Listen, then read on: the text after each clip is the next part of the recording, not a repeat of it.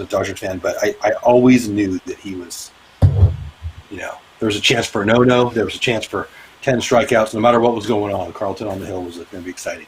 Well, he had a lot of years. He never pitched a no-hitter, but I believe in one stretch of about 10 years, he had like 5 or 6 games he took late in, no-hit, and wound up with a one-hitter late in the game. I always knew. Really?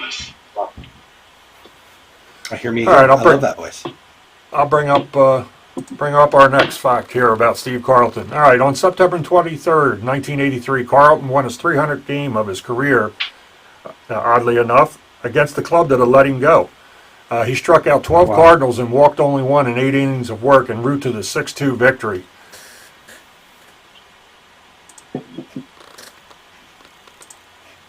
Bill Jr., what are your thoughts on Carlton?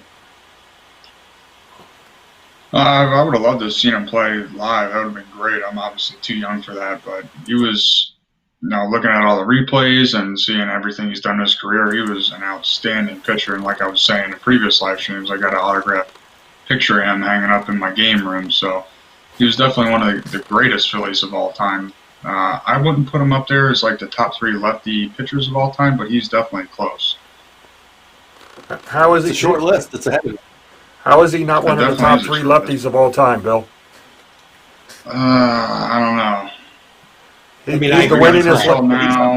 You got Whitey Ford. Yeah, I don't know. It's just it's like a personal thing. It's not like a stats thing. It's a personal thing. I don't know. It's weird. You got Lefty Grove. You got Randy Johnson. You got Sandy Koufax. You got.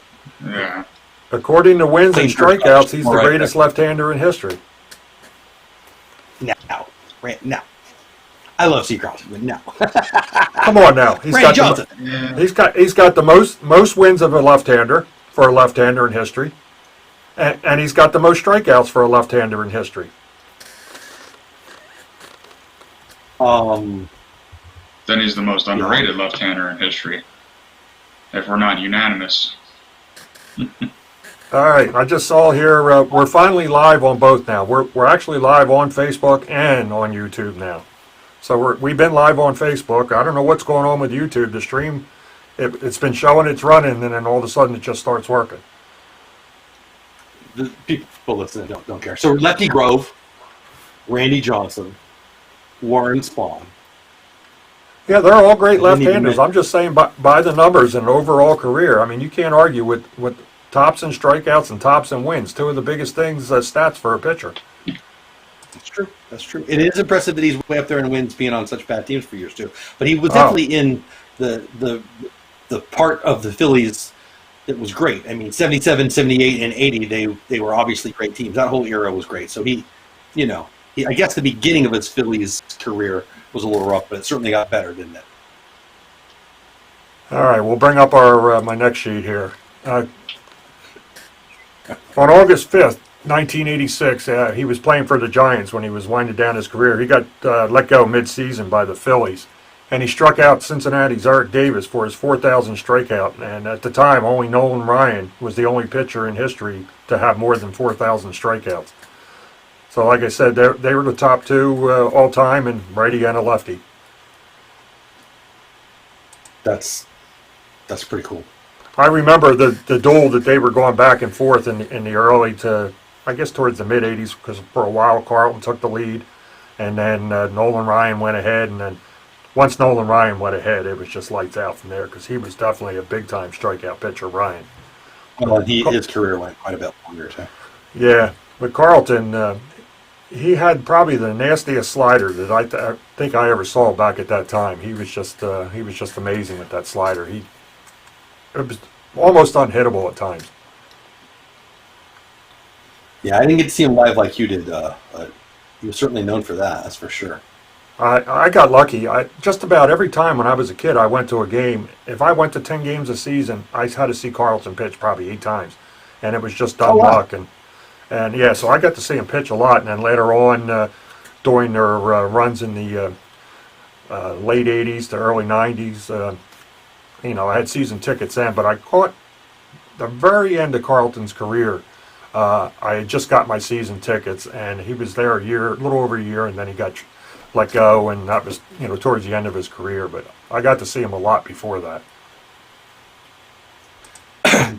Did you ever? Oh, keep going. You got more Yep. cross. Yeah, I just got two more. And on September 15th of '69, Carlton he took care of the Mets with a 19 strikeout performance and a 4-3 victory for the Cardinals.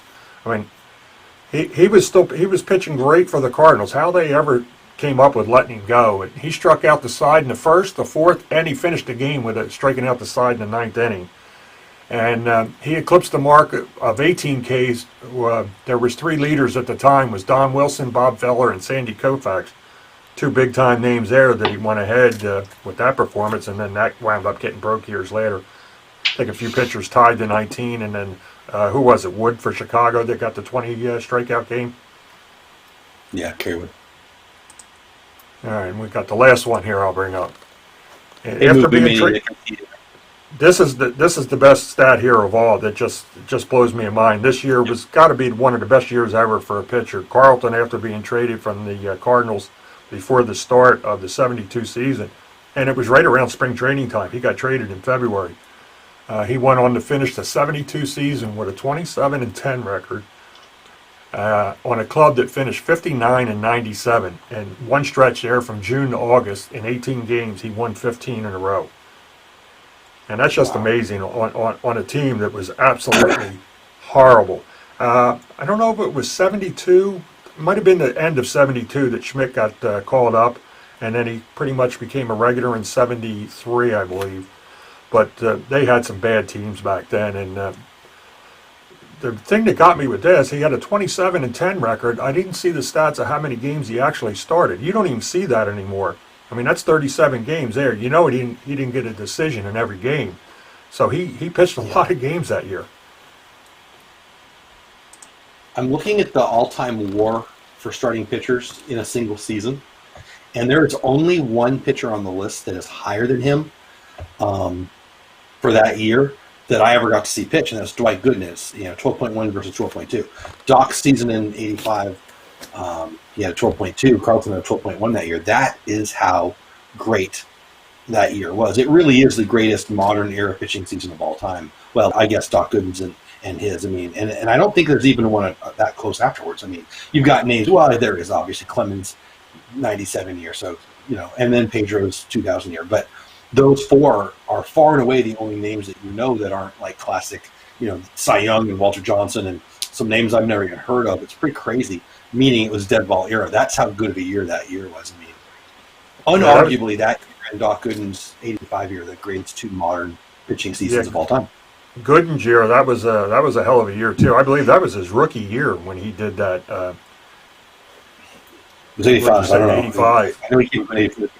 Yeah. Hey Rob W, what's going on? Yeah, Kerry Wood through those 20K. Yeah, Caitlin's a lefty too. Did you ever strike out 20, Caitlin? I don't know. Yeah, I always love Carlton. I mean, me and you make fun of the Phillies because you're a big Phillies fan, but as far as great pitchers go, he was honestly one of my favorites. He was. I don't know why. I didn't root for the Phillies but he just stood out. I became a fan really in '77, so it certainly wasn't like I saw his lights out '72 year. But I think it's because as a Dodgers fan, as a 7-year-old, 8-year-old, 10-year-old, 11-year-old, he was the best player, the best pitcher at least, on the team we had to beat, 2 or 3 or 4 years in a row there. And I guess it was him or Mike Schmidt, right? Yeah, who were the kind of the face of the Phillies there. The one thing that was a shame, and I don't know, I know his career was cut short because he was getting injuries with Sandy Koufax, and I'm sure he probably had another good 4 or 5 years, maybe more in him, if he didn't retire when he did. And his numbers probably would have been through the roof too, because during his era, he was probably the best left-handed pitcher at that time for sure, especially on their World Series run when I believe they beat the Twins. What was it, 65 or 66? 65 World Series, the Dodgers beat the Twins. Yeah, him and Drysdale were lights out. They're 63, 64, 65. They were probably the two best pitchers in the league. Certainly, I mean, I guess we can argue it, but for a short time, Sandy Koufax is the greatest lefty of all time. For a long time, for me, it's Randy Johnson. I mean, I guess, we can differ, but what Carlton did in that, being that he was so good in that short period of time and still amassing those great stats, tells you how great Carlton was. I mean, we can argue about it, but Carlton's certainly one of the top 5 or 6 lefties of all time, and that's pretty dang good. Yeah, that's probably one of without a doubt, it's got to be the greatest trade in Phillies history. That's for sure. Oh man, yeah. What did they give up for him? I don't even know. I believe Rick Wise. I'm not 100% sure, but I believe it was Rick Rick Wise Wise. is good. Here, I'll pull it. I'm pretty sure it was Rick Wise they gave up, but that's got to be one of the best trades that they ever made, and probably the dumbest trade they ever made was getting rid of trading Ryan Sandberg. Yeah. Oops. So Cardinals trade Steve Carlton. Yeah, you're right. In exchange for Rick Wise, February 25th, 1972. And yeah, that was not anybody really about it, but that was just as spring training was starting. So I mean, I guess he was in a contract dispute with the Cardinals, and they weren't going to sign him, so they just figured they might as well get something for him. And Carlton asked the Cardinals for a salary of $65,000. The Cardinals balked. Carlton held out. Solution was found. 27 wins later, 8 months later, Carlton won a great Phillies. Yep, That's and crazy. his first Cy Young. He was pitching with a chip on his shoulder that year. That's for sure. He was great. He was elite. So when did the Phillies get good? I mean, 72 they were horrible, but he was great. And they built up. Obviously, they get Michael Jack Schmidt going pretty quick. By the time the 77 season hits, you know, they're 2 years in a row playing my Dodgers in the NLCS. I mean, it must have happened pretty fast after that. Yeah, I was young then, and I was like kind of in and out. You know, I was just really getting into baseball then, probably about the time that Schmidt got called up. But I'd say 75, they were showing signs that they had turned the corner, and then, you know, the next 2 years, and then they ran into that stone wall out in L.A. Yeah. Dodgers had a good lineup. When did you start rooting for the Phillies down there, Bill Jr.? Probably since I was born. There was a picture of me. I was like 6, 7 months old in Veterans Stadium, something like that, with a little Phillies uniform on. We had season tickets back then. Well, you had season tickets back then, right, Dad? So yeah, it's been pretty much my whole life. So that's all I know. Yeah, I'll have to dig up that picture. Yeah, he was less than a year old, and he had his Philly Fanatic shirt on and his Phillies hat on. And my season tickets were right by the ball girl down the first base line, and I was like, you know, 5 feet off the field, and got a picture of Bill sitting there right on the railing there with, at the time, I believe Von Hayes was their right fielder, and they had some good teams back then, too. I used to love Von Hayes. Von Hayes, talk about a trade. Remember that trade? I bet you do. Yes, yeah, that was another one. They've made some good trades over the year, but they're going to have to go a long way to ever top the Carlton trade. That without a doubt, the best one. That was 5 for 1. Von Hayes is known for the trade. 5 for 1. Yep. Eddie Trio, George Vukovic, Jay Baller, Jerry Willard, and Julio Franco, who I think is still in the major leagues. I think he's like 90 years old and he's still hitting one drive somewhere. He played, I think it might have been in Fort Worth. He played in some single-A independent league thing to get a hit in his 50s, and he did. So it's crazy. Yeah, I believe, Bill, you would probably know this, Julio, the league that the Atlantic City Surf, the shirt that Bill wore last week, he played in that league, I think, 1 year to get a hit, too. Didn't he, Bill? Yeah, he did. He played in the International League. I want to say it was for the Newark Bears, if memory serves, up in North Jersey. Yeah, so he was down there. We had the Wild thing. He was the manager for the Atlantic City Surf for a while there, and he was crazy. Yeah, he would get thrown out of games all the time. I think it was just for entertainment value at that point because it's an international league, independent team, so nobody really cared. He was just throwing balls. I'll see it again on ESPN. Field. Yeah, that's fun. That Von Hayes, known for being traded for 5 guys. Mitch Williams, great career, known for 1 pitch to Joe Carter. It's crazy. Yep. It's crazy. I don't know. It makes me think of the. And Mitch Williams. I mean, he showed signs. He played for the Cubs. I think he either came up with the Cubs and went to the Rangers, or he came up with the Rangers and went to the Cubs for a while. And I mean, he showed signs, but never much. When he came to the Phillies, I mean, he was just dominant. I mean, but you either won big or lost big with Mitch Williams. Yeah, it says, let's see, Williams was drafted out of high school by the Padres. Rangers acquired him in 85, then he made his major league debut with the Rangers in 86. Rangers traded him to the Cubs in 88. And obviously he went to the Phillies and was, pretty iconic for you guys. And then he ended up with Houston and the Angels and the Royals. But he was an all-star in 89, and I guess that was the year he gave up the home run too, right? Not 89? I think it was. No, that was 93. Oh, he was an all-star in 89. Cubs. Yeah, Yeah, interesting. I didn't even remember that. yeah, that was '93, and Yeah, that was Toronto's either first series or second series. I don't remember that because they won the two in a row. I don't know if it was '93 and four or '92 and '93, but Joe Carter's that iconic. You don't have very many walk-off World Series, but that was no, I yeah. think there's only been two, right? Uh, what's it? Bill Mazeroski for Pittsburgh and Joe Carter. Yeah. Yeah, I mean, I don't know. I think you're probably right. Bill Jr., you remember any other ones? No, there hasn't been any well, my memory.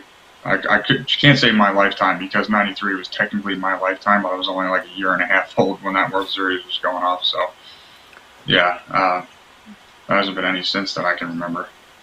Yeah, I That's was at the game crazy. in that World Series in '93 when they didn't finish up playing until like after 2 o'clock in the morning. It was just crazy that night with the rain and The Dodgers just had a long one. I guess it was it was against the Astros in LA, and they ended up going really, really deep into the game and finally getting the win, but it didn't matter. But good stuff, good stuff. Yeah, that walk-off home run was iconic. I always loved Joe Carter. I grew up in San Diego. I got to watch him play here a little bit for a few years, and I always kind of felt bad for Mitch Williams. I got to be honest, because he always seemed like a fun guy, and you know, like Vaughn Hayes being remembered for being traded for five guys. I think it's a little unfair is the word I don't want to use, but it kind of stinks for Mitch Williams that that's what he's going to be remembered for. But it is what it is. He's yeah. probably remembered more for that than Drew Carter. It's weird. What else you guys got on your plate tonight? Go ahead, Bill. What do you got? So one thing that I wanted to bring up was Bryce Harper had put out a tweet a couple days ago. This is kind of in response to Blake Snell's comments on the league's decision regarding how they wanted to pursue the 2020 season, and obviously we all know how Blake Snell responded to it. He was in no way, shape, or form down with what they had planned, especially with all the pay cuts and the percentages. I don't know the whole numbers, but Bryce Harper ended up backing him up, and then he just got to thinking because all they have to do is train right now and hang out with their family. So he thought up a way of how to make the season work, apart from the obvious being player safety and everybody's health and welfare. But read out what he tweeted here real quick. So just an idea he's been thinking about. You have it like an East and West set up like the NBA. He lists all the dates going from July, play all 31 days in July, all the way to November 15th. You could play 135 games, and you have an off day every 2 weeks, which that is a lot of playing. And then you have a Sunday doubleheader that's 2 games and 7 innings. You have a 30-man roster with 6-man rotations to save arms if pitchers wanted it. If not, it's not a big deal, he said. And then DH and any other ideas possible. You just throw DH in both. Need to figure out if somebody gets hurt. I'm not sure, who's going to get called up from because there's going to be no minors or no farm clubs. Playoffs, you could have like a Super Bowl style 2-week long playoff where at the beginning of it, you'd have like a 2-day All-Star week / All-Star game kind of press week, and then go into a full 7-game World Series. And then the playoff format total would be College World Series style with 10-team round robin. You have 3-game series.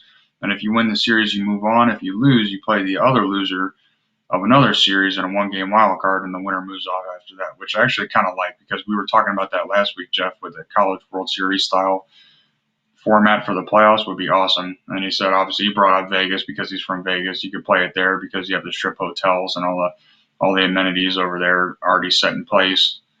And then now you got 2 teams left for the 7-game series, and they'd have 2 days off before that.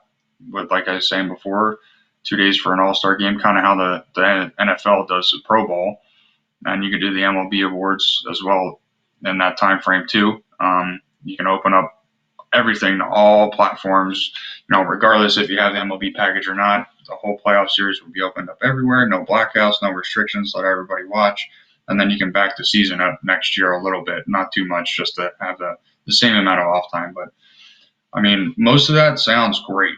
Like 135 games with only having an off day every 2 weeks. That sounds like a lot for position players. Not so much if what he was saying, bring up a 6-man rotation and have a 30-man roster, which you have a couple more pitchers thrown in there. But he brings up some great points and some really good ideas.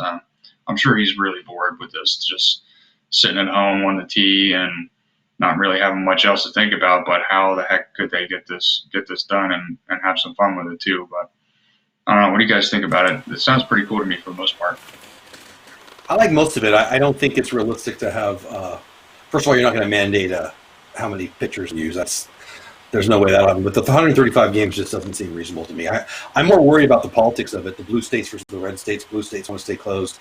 L.A., New York, come on, or California, New York. That's a lot of the teams right there. I mean, the Mets and the Yankees, the Dodgers and the Padres, and that's too many for just those two to be afraid to go out in public. So I'm worried about that aspect of it. But to me, they can play 54 games, 1/3. They can play 108 games, 2/3, or they can play 81 games, half, quite easily. And I don't think anyone's going to care. I'll go back to 81. Nobody cares. Nobody remembers how many games they played. Nobody cares that they had a split season. It's irrelevant once you get out of the season. So I would suggest they just play 54-day games and do a really cool college World Series style thing. I don't mind that idea that you just read. I don't. There's a bunch of good ideas out there. It doesn't even matter to me. They've already expanded to one extra team for 2020 versus 2019. I know nobody knows that basically because the season went away, but they'd already expanded to one anyway. So I just think they've got to figure out something about the stadiums. They've got to figure out what's going to happen with the governors and the idiot politicians. And if they can get through that, I don't think Blake Snell's opinion matters even a tiny bit. They'll play. I think that, because, think about the public perception. If everybody else is going back to work and you're going to stay home, that's just ridiculous. By the way, feel free to stay. It's just like at my work. If I got an employee who doesn't want to go to work, stay home. We'll get somebody else. Blake, thanks for having a nice conversation. Stay the heck home. The issue is going to be the pay and the players and the agents. The 50% revenue thing is not going to happen. And they shouldn't have even said it out loud. The owners, they need to go to PR school. They're losing a fight that they should win here because they're too stupid to keep their mouth shut, in my never so humble opinion. So I'm worried about the financial side of it, and I'm worried about the schedule. I'm not even worried about the schedule. It doesn't matter to me. But it won't be 130. It'll be the players should get paid close to what they were expecting. I suspect they can pay them full and do just fine. They should play them full and just fine. They should play a 54-game season, and they should monetize it with the playoffs. The playoff revenues will be extra. Totally get that. But if you're bad, you get less than 1/3. The Pirates are going to get less than 1/3 of the revenue from the home field that the Dodgers would or the Yankees would. So there's no relevance to that argument, in my opinion. And they could revenue share it if they want. I doubt they do. I don't like that. But they've just got to get on the field. They've got to get the agents and the owners on the same page, frankly, because I don't want to be disrespectful to players, but shut up and play. And I'm 99.999% of the time on the player side. But, somebody needs to shut Blake up because he sounds like an idiot, in my never so humble opinion. But I think the playoff expansion opportunities is where the revenue is. By then, everything will be even safer. This will be more of a memory. And if LA, if California, if New York wants to stay close and be scared, feel free. But let the franchises have the freedom to go to a stadium, a ballpark, a city. Maybe this is a chance for Portland. Maybe they don't want one. But there's plenty of cities that probably would say, hey, we'll take you for a year.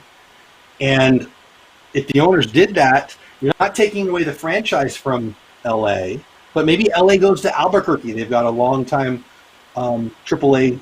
They're not there now, but maybe they go to Vegas. It's more wherever the AAA team is, or the AA team is, or dare I say the single A team is for your team. If it is in a state that can play, maybe that's the option. They've got to play the games. I don't know. I talked a long time there. What do you guys think? Well, the worst thing is you get guys all talking. Yeah, they all got opinions, but that's why they got a player rep on each team, and that's why they got the union head and Tony Really Clark. They should be the ones talking, not everybody else. Nobody else should be talking. No, I mean, there's a million podcasts, there's a million reporters, and somebody sticks a mic in your face and becomes headline news. But you're totally right, though. You're totally right. And the one thing that I don't get, I'm kind of on the players' side here. When this season first shut down, they already negotiated, whatever, if they play half a season, it's going to be prorated. And they agreed to that. Now, when this new plan came out, now this new plan came out, and now the owners changed, the game, halfway through here, and they're saying, well, at the time we negotiated that before, they said, oh, we didn't know we were going to have to play without fans. Well, of course you did. I mean, and where was the relevance of that in? Yeah. So I don't get it. I mean, they both sides need just to shut the hell up and play ball. The owners lose every labor argument they've ever had, but there's 0% chance the players will win this labor argument if America's going back to work, but they stay home. No, I get that. I get that, but home, we'll get another. But their point is they already negotiated. They already agreed to a salary reduction based on it prorated based on the number of games. So they already agreed to that. Now the owners come back and now they want to change that. And their thing is, oh, we didn't know that, we weren't going to have fans in the stands. How could you not know that? Hey, Griswold, what's going on? Yeah, I don't know. Interesting stuff. You guys have a prediction? Or are we just all in the, hey, I hope it works thing? I mean, if they want to start July 1st or first week of July, they better figure out something real soon because they only got about a 2-week window before they need to start thinking about getting spring training cranked up again. I mean, I would think they'd have to start spring training. If they want to go July 1st, I would think they'd have to start it by at least the 15th of June. And we're, getting close to the last week of May here, a week and a half away. Trying to pull up the stream on my phone again. I don't know what happened there. There we go. I got it back. I don't know what happened there. I'm looking all washed out. I got to figure out my camera here. Sorry, guys. I'm not looking as clear as I normally would. Anyway, all right. What else? I think there was another thing you guys want to talk about. I don't have anything else. What do you have? You had a second thing you had there, didn't you, Bill? Yeah, I'll go with that. I kind of want to have a little bit more fun because I know we're all getting stressed out with the players, the owners, the league. Everybody is just back and forth. Nobody can seem to pick a side. So I want to go over like the strangest rules in baseball, and some I knew, but some I had no idea, and then some I didn't know that they were in that depth. So I'm just going to like the top 10 like strangest rules that are currently in Major League Baseball. So number 10. Runners advance one base if a pitched ball lodges in the umpire's or catcher's mask or paraphernalia, and that's Rule 5.09, paragraph G.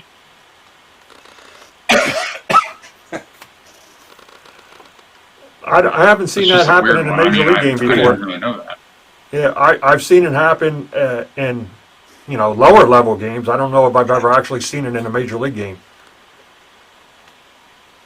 I think I've seen it happen to. I think either Yadi or one of the Molina brothers had it happen to him, but the runner went anyway because he didn't know where the ball was. So they didn't really have to institute the rule because he was already there because the catcher didn't know where the ball was. So that's why I didn't know this was an actual rule.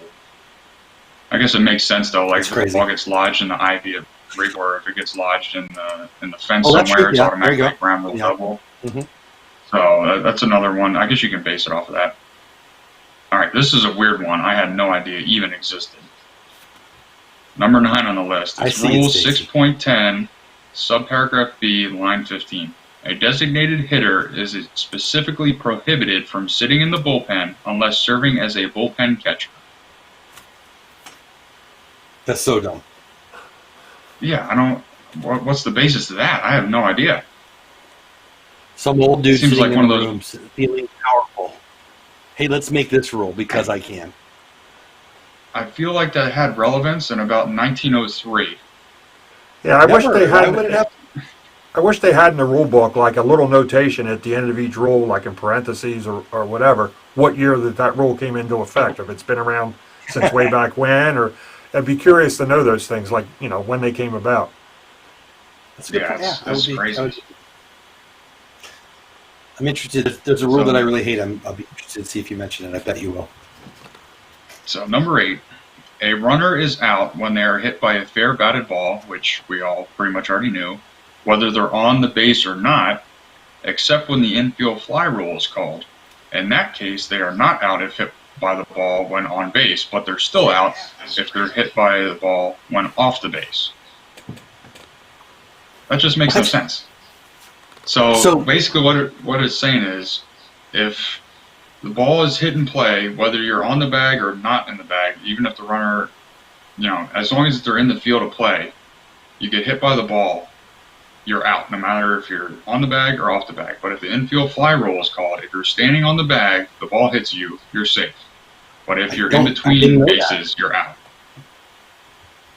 That's weird. I didn't know that. That's another one that doesn't make any sense. So if I'm on the base and I get hit by a line drive and I'm at third, when I'm standing on the base, the line drive hits me, I'm out? You're out, yeah, because the infield fly rule wasn't called. That's dumb. Yep, that's, let's see, that's Rule 7.08, paragraph F. Now, even if you were because you can stand on the base and actually be in foul territory, but I guess if your foot's on the bag, technically you're in fair territory. Yeah, I don't know. I mean, I've been hit down the third baseline. I've been hit with a ball, but technically, since I was foul when I was hit, it's a foul ball. But then, if you're on the line, it's a fair ball. You're out. I don't get that though. When you're on the base, I knew if you got hit, if a runner got hit with the ball anywhere in play, he was out. But on the bag, I don't understand why that is. Second base. Weird. Yeah. So there's a little soft line drive. You got to go back to the base. Yeah, interesting. I mean, it's not going to come up that often, but that's dumb. Yeah, it really is. Here's rule number 7 in this list. According to the rule book, it's Rule 4.07. When a manager, coach, or player is ejected, they are expressly permitted to take a seat in the stands as long as they change into street clothes and are, quote unquote, well removed from the vicinity of his team's bench or bullpen. It's the Bobby Bellin thing. You need the fake glasses and the mustache. The mustache. That's a weird I thought it was too. I thought it was the ball too. Interesting. This is good. Okay. Keep going. I want to hear more. This is good. Yeah, I was like reading them earlier, and I was kind of cracking up, laughing in my break at work. I'm like, I got to talk about this tonight. All right, rule number 6.09, paragraph H. If a fielder deflects a fair ball into the stands, it counts as a home run, unless the deflection somehow manages to occur 250 feet or closer to home plate, in which all runners only advance 2 bases. So if you're so who's getting the tape measure out? So if you're pitching and it hits you in the noggin, but it leaves the ballpark, you know what? We're going to the funeral home anyway. I guess it doesn't matter at that point. Yeah, scrum roll double, I guess. So do you have to have a surveying crew on standby at every major league game because of that rule, just in case there, where the ball hit the player so they can get the actual distance? I mean, I guess you go to the ground crew. I have no idea. Like where you would mark off 250 feet. Like they'd bring out the tape, they'd do a little George Brett scene at home plate, and they start measuring out. Like, what do you do? That's crazy. Redo, I guess. I don't know. Is that possible for the ball to, ricochet off a person and go 250 feet? I hope not. So, yeah, I know. I mean, well, even if it. So unless you're Jose Canseco. He was right next to the fence, but. So if a pitcher gets hit hard enough in the head and the ball goes out of play over like the first base dugout, it's technically, according to this, a ground rule double. If you don't give that guy a home run for hitting the ball the hardest ever, you just take him straight to the Hall of Fame. How about that? Yeah, the exit velocity has to be about 130, and the pitcher's got to have a steel plate in his head like Cousin Eddie. That's true. I guess they could juggle it all the way out. I don't know. Yeah, if it hits somebody in the infield that hard and goes over the fence, yeah, you got a funeral to go to in the next day or so. I've seen some fly pretty far, but to think it would go anywhere other than the outfielder running very much in to get it is not plausible. Yeah. All right, here we go. This is Rule 10.15, paragraph B. If a player pinch hits for a batter in the middle of an at-bat with 2 strikes on him and strikes out, that at-bat and strikeout are credited to the replaced batter, and any other outcome is credited to the pitch hitter. That's right, yeah. So if you come in a pinch hit with 2 strikes, strike out, it's not your fault. But if you get a single, double, home run, it's yours. Of course, yeah. I mean, it's happened too. Like, I can't. Why would a manager ever take the hitter out in the middle of the at-bat? I mean, maybe if there was a rain delay, right? But outside of that, I can't imagine why that would happen. or an injury. That's the only other circumstance I can think of. Like somebody swings and ruptures their Achilles, something crazy like that. Yeah. That's a good point. Or tears their calf muscle. Yeah, well, you did that running the first base in Cooperstown. I wasn't. Yeah, I did that. I did that in geezer baseball in Cooperstown. I mean, if you got to do it in Cooperstown, that's pretty cool. You know what I got to do in Cooperstown? Nothing. I played there 3 times with the Legends. That's the jersey I got on the night there, and it was all old guys. You had to be. I think it was over. What was it? Over 45. I think you had to be to play, and over 35 to pitch. I heard a rumor in the hey, thanks for being here bag. They put Ben Gay in there just because they knew you'd need it. Well, I don't want to get off the subject real quick because Bill's got some good rules here, but it was my first at bat the first time we went. Bill was sitting in the dugout on our team, and I swung and I took one step out of the box, and I felt something in my leg, and the second step, it felt like a window shade just rolled down my calf, and I felt like somebody put a hot poker in my calf. I tore my calf muscle. So I gave Bill a $100 bill, and I sent him across the street to the CVS, and I said, get anything over-the-counter pain medicine you can get, and get the biggest ace bandage and tape you can find. I taped it back up and played the rest of the week. Yeah, because it's once-in-a-lifetime kind of stuff, right? Yeah. Luckily, I played first base. I really didn't have to move much. Were you swinging for the fences all the time now? Because either K or launch one? No, but the third year I went, I finally did. I crossed off a bucket list thing. I hit a home run at Doubleday Field. I hit the foul pole out and left. Did you really? Yep. This is my jealous face. That's freaking awesome. There's my witness right there. He was there. That was pretty cool. I saw him hit it. I knew it was gone immediately. It ended up, going out in the left field, and there was a parking lot for like some shops back there. It ended up in. That was pretty neat. I did as soon as I saw him hit it, I watched where it was going, and I ran down off the bleachers, and I started running towards the ball to go grab it.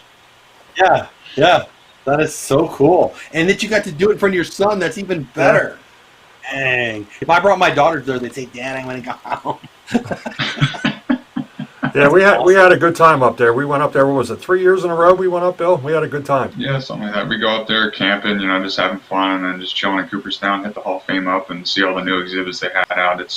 There's never a shortage of exhibits. I think they said that at any given time, it's only like 0.5% of all the stuff that they have in storage on display in Cooperstown. Wow. Yeah, that's insane. It makes me think of the Indiana Jones scene at the end of whatever. If you've never been, you got to go. There, I've got to. And let me give you a great suggestion. If you're ever going to go in October. And it's beautiful up there for one because the change of the leaves and all like that, sure. And it's not really crowded up there, and you'll have a great time. And that's the best time to go is in early October. I'd love to go when one of my favorite players gets inducted. I mean, if Steve Garvey ever gets, I guess, veteran leagued in or whatever they call it. I don't even know what they do now. I know they changed the rules. Yeah. The first thing I would do is I would probably say to my wife, we got to save the money and we're going. Now, if he's not going to make it looks like he's not, it might be a Clayton Kershaw thing. I mean, I love Clayton. He's not my favorite, like Steve Garvey or something like that. But, I mean, I love him, and it'd be fun. But, I don't know. Would it be something that should I go for one of my players that I love getting inducted, or should I just not do that because it's crazy then and go when I can see more things than that? If you live closer to where you could go again, I would say yes. Go see your player get inducted, but you're not going to see much that week. I mean, the line is usually around the block to get in the hall. Right? It's a different kind of event. Yeah, it's just crazy up there then. And then also at the same time, correct me if I'm wrong, Bill, but I believe that the Dreams Park up there, the shirt Bill has on when he played with Mike Trout, that was their shirt from up there. That's going on, and you got how many teams playing in a week? What is it, 25 or 30 teams each week, Bill, playing, or is it? It might even be more of that. It might be 80 now. It's about 70 to 80 now. Yeah. Yeah. So you got all those teams there, plus you got everybody up there for induction. They might not play though the Dreams Park. I'd have to double check on that.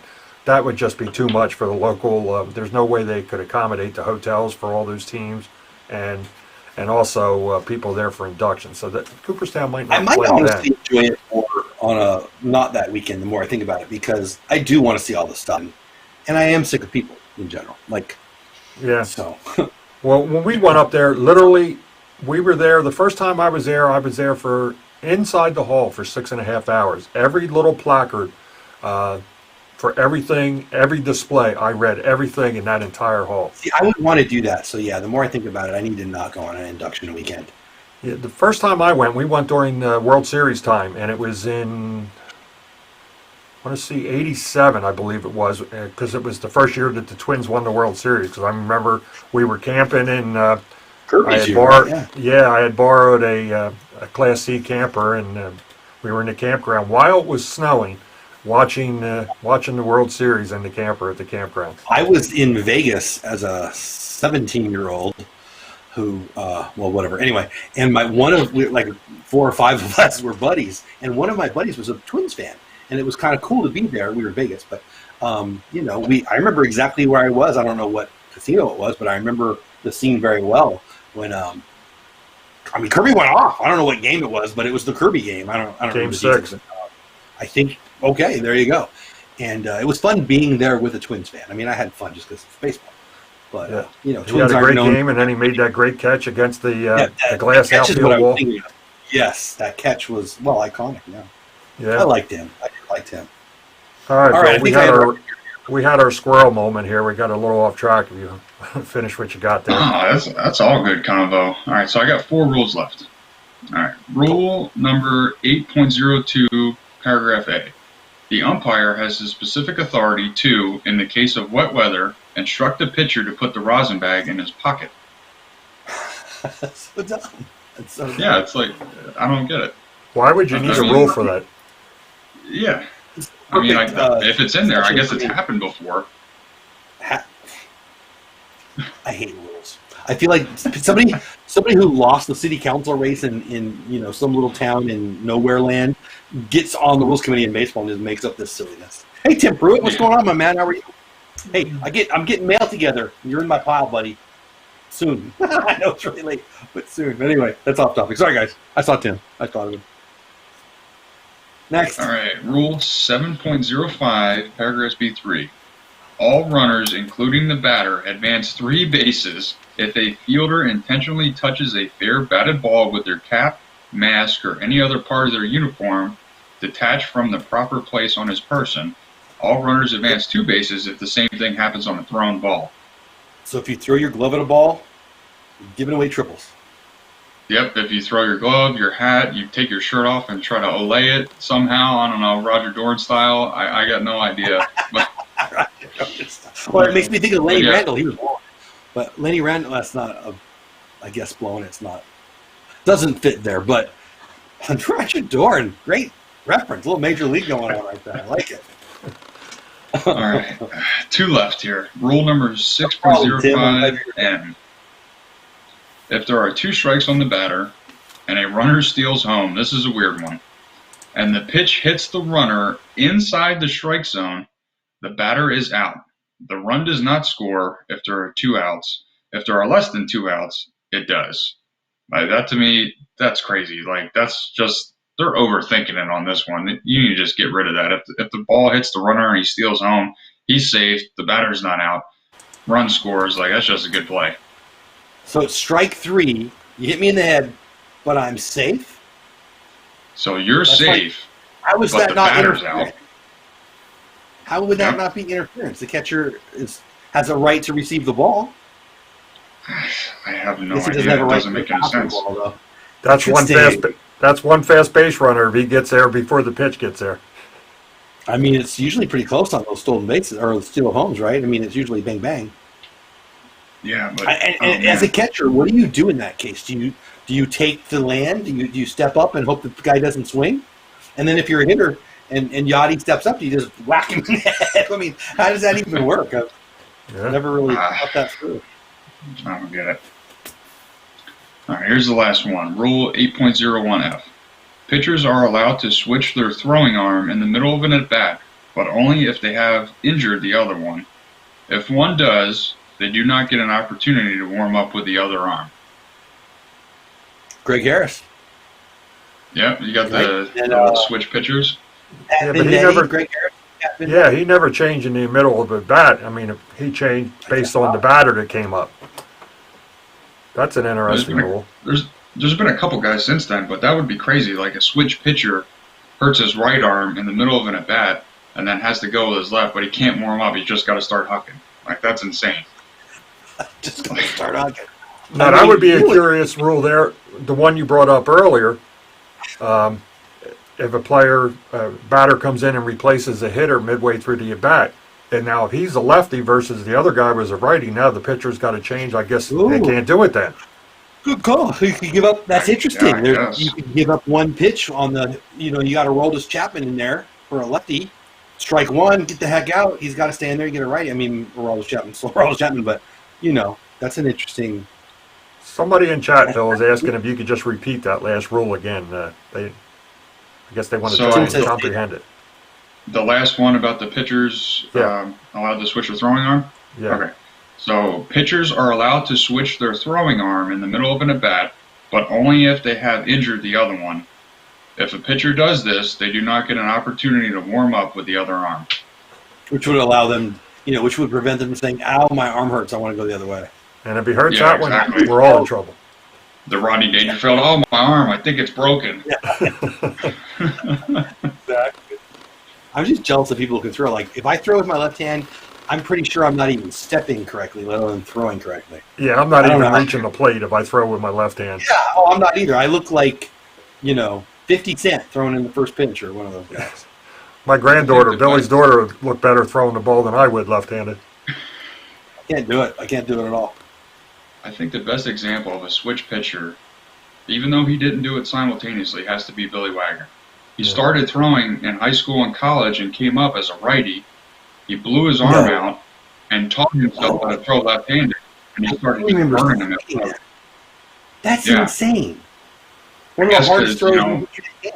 Yeah, he didn't have all that wear and tear on his left arm. That when he actually taught himself the proper mechanics, he had all that juice left in his arm, and he was just sending them. So it's got to be learnable, right? Like we grow up a righty, or lefty, whatever we are. I mean, it's got to be learnable. I wonder how many years it takes to train yourself. I mean, if you grew up being ambidextrous, is that the right way to say that? Mm-hmm. I guess you'd have the same power if you made yourself work out. I mean, I'm strong right-handed because I use my right arm. I mean, it's just right. But by the time you're 30, you got a bad shoulder. It might make sense. Tim Pruitt's asking, you just said the guy's name, Harris, I think it was. Who was the last switch pitcher? That was within the last 10 years? Pat Vendetti, he was a Dodger last year, I think. Pat Vendetti, but Greg Harris had that cool glove that he could use either way. I guess Pat Vendetti does too. Yeah, I think that glove's in the Hall of Fame, that one glove that he used. And Greg Harris was in the Padres for a while. That's crazy, man. That's crazy. It makes me feel like I need to work harder. That's crazy. Yeah. That's good stuff. So is that it? Because you didn't name the rule that I hate the most. Okay, yeah. I mean, that's all that I had for like craziest rules currently. Go ahead, send it. Are there any rules that are currently a rule that you guys hate? Because I've got one that I fully hate. It's stupid. Oh, there is. I'll let you go first. There definitely is. What I can't remember what it's called. I want to call it inflow fly rule. Ground rule double. It's the dumbest rule ever. So if I hit a ball into the gap, and I'm a fat old guy now, but if I hit a ball into the right field gap, and it takes one hop and it bounces over, and I can't get a triple, I'm dead. I can get a triple. That's not that. It's an obvious triple. Why do they make it a ground rule double? I hate it. I hate that rule so much. I also think we can just, raise the fences a little bit, and that might prevent the ball from ever leaving. I mean, if you put a little thing coming up this way, then it'll prevent everything from leaving. But I hate the ground rule double rule with a passion. I think triple makes a lot more sense than double. I would love to hear somebody's reasoning on why it should be a double and not a triple if it leaves the field. What are your guys' thoughts? I don't. Based on some of the things Bill just said, I have no idea what their reasoning was, but I guess they figure just give you half the bases and not all of them. I couldn't really tell you what the reasoning is, but I was never a big fan of that either. I think it makes more sense to give them a home run than it does a double, but I think it should be a triple. But I mean, I could see it not being a home run because the ball hit. Yeah, if the defense can't keep the ball in the field, to me it should be a home run. But Not the way it is. Actually, it used to be that. I don't know. It's just weird, but guys take advantage of this all the time. Every season, you see a ball get lodged in between the padding and center field Yep. or the ivy, and then they throw their arms up like, I don't know, and then they immediately just grab it out and throw it back in. Like, you're taking advantage of the rule now. You can easily grab that ball out and do it. But, I mean, no stands have chain link fences anymore where the ball is actually going to get lodged in there. Yeah. I could see if the ball one hops over the fence, yeah, okay. But, like, if the ball's still in the field of play, then, I don't know, guys just take advantage of that rule. Well, and it comes up in Chicago all the time. Yeah, I never understood it with Chicago. I mean, hey, that's your park. That's how you designed it, Mm-hmm. Why should you get an advantage if the ball goes in there, And like you said, a lot of times, the old times, usually now, most of the outfields are all smooth now, but when they had the real thick padding and they had the seams, sometimes the ball would get stuck in or underneath. And like you said, as soon as it goes there, they throw their hand up and they just pick it out just as easy as could be, So that's taking advantage of the rule there where they know a guy would have got a triple easy. Yeah. Yeah, the one rule for me as a player that kind of really irked me always growing up was the umpire does not have to allow you time when you're in the batter's box to get set. And I've had a ball whiz right past my face and I wasn't even looking. And the pitcher just threw it and I'm not even paying attention. I look up and the ball's coming like right next to my face. Like, what if that hits you? You know what I mean? Like, you're not even prepared to respond to it. Like, that's just crazy to me that you don't have to be paying attention in order for them to throw the ball. Yeah, you're right. Tim says I bet it goes back to the days when they would actually go after the balls. So maybe they limited on how many bases you could take. Maybe you might be right. I do know that the ground rule doubles used to be home runs way back in the day when there was very, very, very few home runs. But long ago. Interesting stuff. Yeah, the rules are. Yeah, well, back in the day, if somebody hit a ball into the stands, they didn't get to keep the ball either, did they? Didn't they have to throw the ball back? Yeah, because they probably only had like 3 or 4. Yeah, it was a different world way back then, yeah. The one thing that I'm glad that they changed over the years was the photographers, like 5 foot on either side of the batter, depending on if it was a lefty or a righty. I'd like to see video if there is any. There has to be a photographer that got beamed over the years. Oh, I'm sure. I didn't watch the whole game. Good. You know what happened? It was 77. It's my season that I talk about the most. The 77 World Series, it ends in New York. The Reggie Jackson 3 home run game. Reggie's out in right field as they're about to end the game. And the people in the stands are sitting on the fence with their legs onto the field. Like, they stopped play for people being on the field multiple times throughout the game. It was crazy. In the most key moments of the game, the bottom of the 9th inning, they had to stop it multiple times. And again, they were sitting on the right field fence. They threw firecrackers onto the field. Reggie Jackson had to run off the field to get his hitting helmet and to go back and play defense. And that was in 77. It's crazy. So yeah, I think the access of the photographers, the access of the fans. I still think it's a little tight. I got to be honest, but yeah, that's crazy. And one of the rules that I think that they need to look at too is interference. I mean, you think about the Jeffrey Mayer. You think about the guy in the Cubs. Can't think of his name right now. Lucky him. They should have some kind of separation there. I mean, I like the intimacy as a fan. I love it. But, I mean, Josh Hamilton, guy died. Josh Hamilton tossed the ball up to a guy. Guy falls down and dies in front of his son. I mean, we should probably do a little better job of, we talk about the foul balls in the stands, but there's the fans affect the game in baseball more than really anything else. I mean, basketball's really tight, but you don't see it being that much of a problem. But baseball, the Jeffrey Mayer thing and the Cubs thing, that was season affecting stuff. Yep, that was Steve Bartman. He became the GOAT there. Didn't need to worry about the Chicago GOAT. He was the GOAT for a long while there. Yeah, he had to move away, didn't he? I know. Yeah, he was. He definitely was blacklisted in Chicago. That's for sure. Which really stinks because who I would like to believe that I wouldn't have, but most people would have just went for the ball. That's what we did. Yeah. I don't know. If somebody's to be, reaction. yeah, if somebody's to be blamed, it's the Cubs. Don't have to feel. Yeah, you could reach into fair territory right there. Yeah, he did. I mean, it's just reaction. You see the ball. It's just reaction. Probably the biggest reaction thing It wasn't in fair territory, but at one of the ball games when I was a kid on a bus trip, one of the coaches in our league, he went up and got, the carrier, and he got a couple beers for his friends and himself and a couple pretzels, and a foul ball was coming to him. What's the first thing he did? Dropped all the beer, dropped all the pretzels, and still didn't get the ball. That was Mr. Ike, Bill. No, it's It's Mr. $8. Ike. Yeah, It's $8 an Oh, hour. that's You don't fine. need the ball. yeah. That's back when beer was cheap. Yeah. You didn't need a home equity loan to go to the refreshment stand back then. Crazy. Yeah, I remember them Do you doing have a trivia 30 for 30 on Barkman, right? Then I think they did a 30 for 30 on him.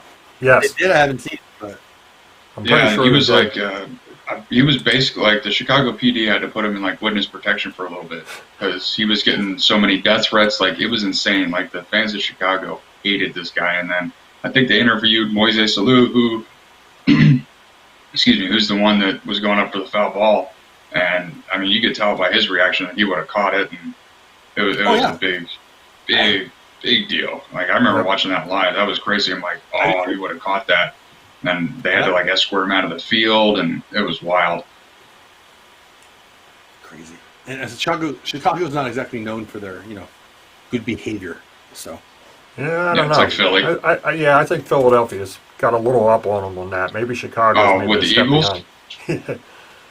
Yeah, that's a little crazy there. you're right. Philadelphia sounds worse, but Chicago's not known for being gentlemanly. Let's put it that way. Funny stuff. Yep. We're a little over time. Do we still have time for trivia? Yep. Yeah, we got started late, so we're not interfering with anybody. So we'll go ahead with trivia here, and hold on, What's going on? let me switch over here. Lynn says she loves the new setup. It looks sweet, doesn't it, Smith? And I was wrong. I am clear. It's on my end that I'm not clear. I'm looking at this. I don't know. Whatever. I'm glad I'm clear. So you know what? I'm not a big fan of the scoreboard currently. We're gonna have to fix that. My little sticky notes out there. Oh yeah, I got to write down. Ooh, did I? I just put them on 4 different sticky notes and just saved them. I moved all my stuff. I got a pen. I'm not sure what I'm gonna write on here. All right. Hopefully my dad pops his audio back on. I don't think I can hear him anymore. I don't know what I'm gonna do. I'm gonna have to figure out something. Here, here's a piece of paper. I'll just do it on a piece of paper. So if you're in chat, we're about to do some trivia here. Bill's going to give us 5 questions. Hopefully I get three more than Bill Jr. does because he's already ahead of me by 2. Here we go. You know what? Oh, I found the piece of paper that I used Honestly, last week. I don't know how I get most of these right. Like some of them are just educated guesses because I have no idea. Yeah. Well, the good thing about, I can subtract is, maybe 2 or 3. Exactly. Apparently you do the subtraction better than me. All right, Mr. Bill Sr., if you're still with us, my man, we are ready. All right, you guys are ready here? Here we go. Question number 1. Number 1. Ooh, fancy. Big sexy Bartolo Colon is thinking about coming back, so I had to get a Bartolo Colon question in here. He's considering a comeback. He has the most wins of any Latin American-born pitcher. Which pitcher did he pass in 2018 for that record?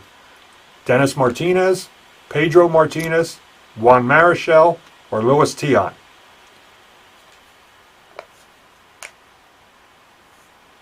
Most wins of any Latin American pitcher. Yep. I'm not sure. By the way, you get Juan on there, which is hilarious, but that's a whole other thing. Okay. That's Juan Marichal's. That's his little nephew. Juan.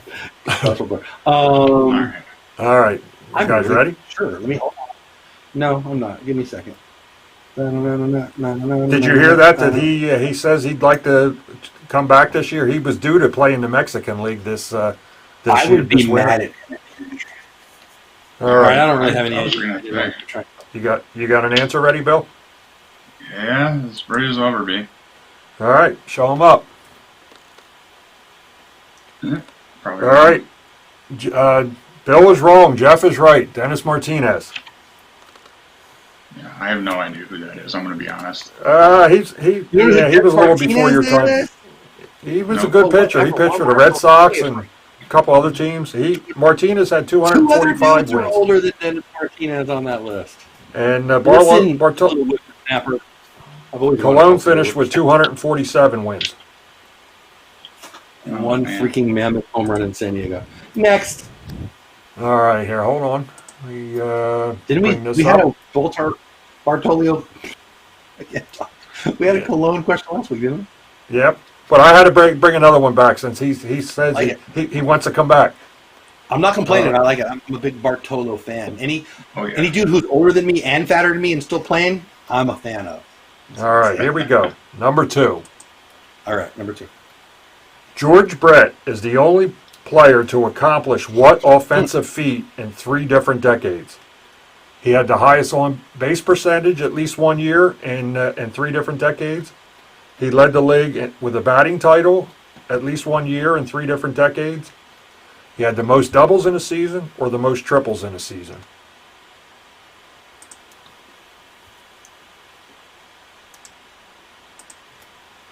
I don't know. I'm not confident, but I'm ready. All right, you ready? You ready, Bill? Sure.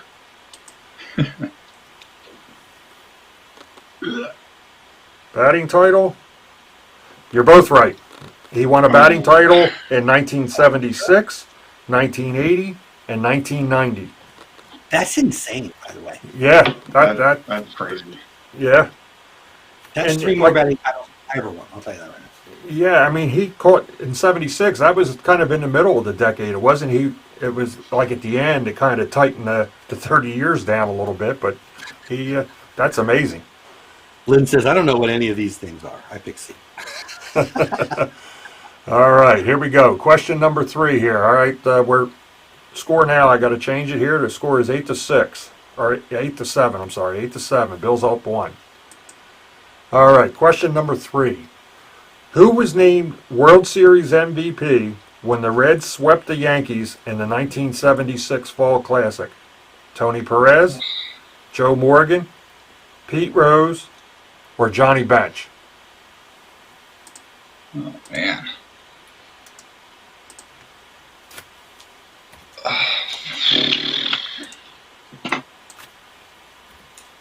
Tim's trying to help Lynn in chat. I appreciate that, Tim. All right, let me. Who was the World Series? 15 years away from being born here. Who was Yeah, man, you're a baseball fan. You should know this. Who was the World Series MVP in the 1976 Fall Classic? You guys ready? Sure. I am. All right. Let me bring this down here. I'm probably wrong. Nope. Bill's right. Jeff's wrong. Johnny Bench was the World Series MVP in 1976. Whatever. That was 100% a guess, Jeff. Like, not even joking. Oh man, I'm down by 2 again. Yep, you're down by 2. Oh, you know what? Here, before I even do the next question here, I think I might have to change that here, just for Jeff's benefit. Oh, look at that. Lynn says 3 because I like flowers, which I totally don't understand. Oh, Pete Rose. Never mind. Oh my God! Because I like flowers. All right, here we go. Question number 4. Who was the first major league pitcher to be clocked at pitching a ball over 100 miles an hour? Roger Clemens, Tom Seaver, Nolan Ryan, or Dwight Gooden? I'm good. I'm good. All right, let me get rid of this here. What do you got, Bill? You're both right. Number 3, Nolan Ryan. So Recount. I don't know if you guys have ever seen it, but I think it's called Fastball. It's a documentary about pitching and how hard people can throw. And it's changed over the years. Back in the day when they first came out with radar technology, they would have it set up at the plate. So you had the full 60 foot 6 inches, and then that's where they took the measurement. And then years later, they had it 10 feet in front of the plate, so at 50.6 inches. And then now they clock it coming from 10 feet from the pitcher's hand. So they clock it 10 foot after he releases the ball. And I think they did some calculations that when Nolan Ryan was throwing his hardest, he possibly could have reached like 110 miles an hour. with how they clock pitches now. It was something insane. You'll have to watch it. It's a great documentary. I love that kind of stuff. I would love that. Now, was that the same documentary, Bill? They showed the first person to ever be clocked with the radar was Bob Feller. And back when radar first came out, they had an area which was supposed to be the plate, but it was a ring, and he had to throw the ball through this ring, and that's what would pick up the speed. And then back then, they also had a police officer on a motorcycle, and I remember that. he was going against the motorcycle, and that was back, I guess, in the late 40s. Hi, Tina McNeil. Yeah, All so right. they showed the footage at home plate with it looked like an erector set up, and you had to throw it through that zone in order to be clocked. But that was the full 60 foot 6 inches. Like I was saying, now it's 10 foot out of the pitcher's hand. So two totally different. Yeah. Measurement. All right. Paul Feller was a nice guy. Yeah, another good lefty. He was righty. That's okay. I thought he was a lefty, Bob Feller. That's okay. Hey, this one's worth 3 points if I get it right? Nah. All right, question 5. Who was the first major league player to have his number retired? Babe Ruth, Lou Gehrig, Joe DiMaggio, or Honus Wagner?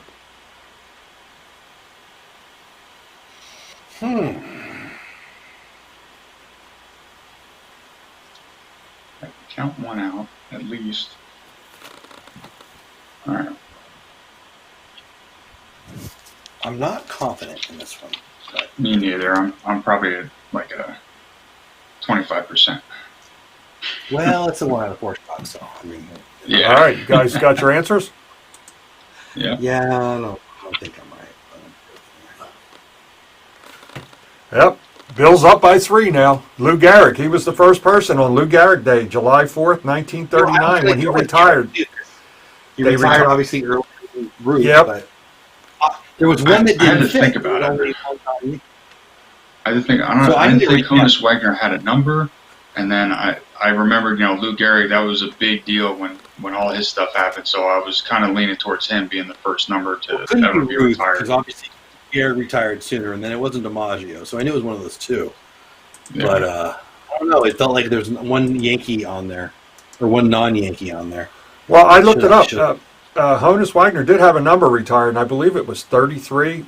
Like Yankees, I think, were one of the first teams to start wearing numbers, or maybe they were the last team to start wearing numbers. No, I think you're right, and because it was their batting. Ruth was 3 because he hit third. Yeah, it was all based on their batting order. Yeah. Ha! So next week, come back where I will be going 5-0 versus Bill Jr. because he's crushing me. Oh, there we go. There's the new tally. Jeff's down 3. You I can't. like it and I hate it all at the same time. I guess I'm going to have all 1970s Dodgers questions next week. I would probably do better. Tim Pruitt says, I thought they retired his number when he left the game. I bet you're right. I mean, it makes more sense. Bill, it was Babe. Trust me. I know. Babe, I hear you call. It's a little kiss for you right there. Yep, and that was not knowing that they were going to do that, but the day that Lou Gehrig gave the famous speech, that July 4th, that was the day they retired his number. It wasn't even after the fact. They did it that day. That was a great speech. Today, I consider myself a Dodger fan. I'm pretty sure that's what he said. Yep. Yep, that was exactly what he said. Yeah, it's famous. I had fun, even though I'm losing in trivia. But that was fun. Good stuff. Guys in chat, thanks for being here. Tim, thank you. Stacy, thank you. Lynn Project, I'm not going to say thank you. She's just here picking flowers. Whatever. Movie Mania, Nick, thanks for being here. Anybody who was here early, there was other people here. Who else was here? We got 9 still in the chat here, but yeah, I don't know what the confusion was earlier. I showed the stream was running. I don't know why it wasn't out on YouTube. Oh, Mick was here. Hey, Mick. Hope you're I hope you're still here. Welcome in, and Andor, thank you for being here. Yeah, anyway, so Tuesday nights now, guys, right? Is that it worked out for you guys? So Tuesday nights are going to be the night. So everybody in chat, Tuesday is going to be Baseball Tuesday for us moving forward, and it's going to continue to be a good time. We're going to get better and better at all the stuff. Us being, the host, and us, on the stuff. Sometimes the internet's getting in the way, but I still had fun. I hope you two had fun, and I hope everybody in chat had fun. Yeah, I had a good time. I just want to, one thing, we put a video up today on the channel, our top 5 MLB draft prospects for this year, and that went up this afternoon. Come back. I feel like you're like a ghost or something. It's like freaking me out. Oh, Sorry, I'm just admiring the scoreboard that the young whippersnapper there is up by 3 on the old Use guy. the word whippersnapper. I feel like I should get points for using the word whippersnapper, though. That should put me to the lead too. We're using that in a sentence on a baseball stream. Yeah, it's worth like 12 points, so you're like, you're in second. Well, just to have you know, I'm 15 for 15. I'm just not keeping my score up there. Nice. Congratulations. I thought only Tony Gwynn went 15 for 15. Stacy says Jeff is correct, and then I can't really see the rest of the stuff she said, but thanks, Stacy. Yeah, it's all blurred out in chat. So you were talking about your video you posted today, which I haven't watched yet. I saw it, but I was busy before the show. But tell them about the video that's up on the site.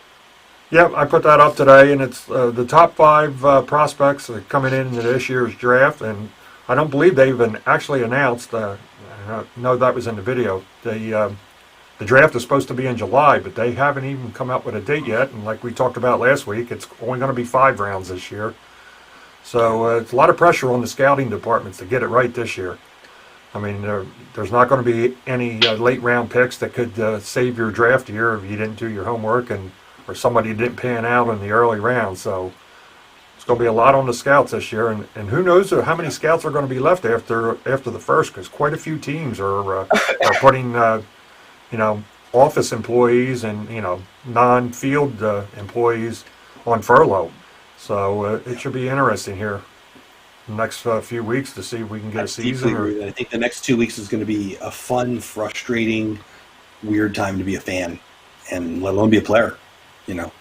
Can't imagine what they're going through. Like I was hard on them at the beginning of the show, maybe, and I still mean every word of it. Show up and play when we can, but it would be tough. I mean, I say that from my chair. It is what it is. And you know what? Everybody's life situation is different. Where everybody lives is different. Everybody's they got wives and moms and dads and kids and stuff they all have to consider in this crazy time. But I don't. It's fear and anxiety, and it's different for different people. And so every ball club has 25 roster spots, 40 to 50 players who would be on the team in general, plus all the coaches, plus all the auxiliary players and our auxiliary employees. That's a lot of people, and there's no way we're all going to agree on what's the best thing to do. So no matter what they do, people are going to be pissed, which is kind of rough, but it is what it is. Yeah, one thing's for sure, there's not going to be any Mike Piazzas this year. Yeah. Last pick of the draft, turned Hall of Famer. Ah, yes. What was the actual pick number he was? It was like... It was a favorite. It was Godfather. It was in the low thousands. Yeah, it was insane. Like the actual pick number, and he's in the Hall of Fame now. There's going to be none of that. I think the lowest pick is like 150, something like that, in that ballpark. Yeah, what, 32 times 5 or whatever? Yeah, I think you're right. Yeah.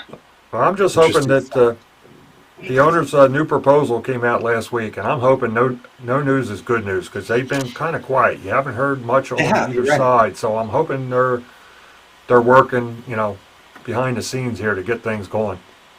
I suspect somebody up high said, shut it, because again, the whole Blake Snell thing, not speaking for the whole league and making people a little less than comfortable.